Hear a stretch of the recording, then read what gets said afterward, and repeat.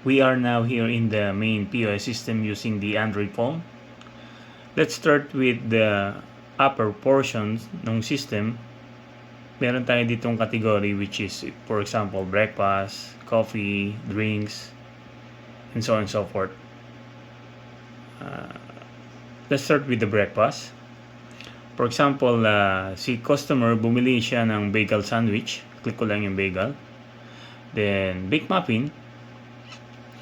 Then after na mapili natin yung order na pinili ni customer, in the bottom portion ng system, meron tayong order dito. Just click the order button.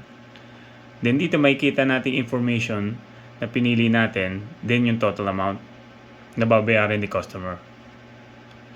Then the next step that we're going to do is yung payment. Click natin yung payment button. Then dito meron tayong different option.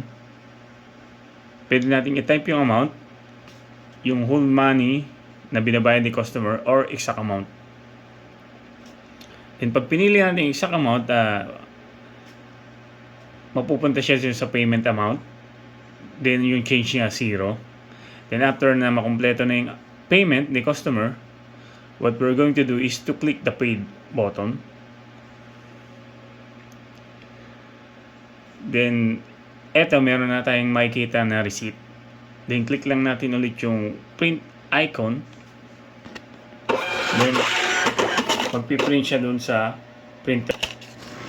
Ayan. Dito makikita natin yung receipt na pinrint natin.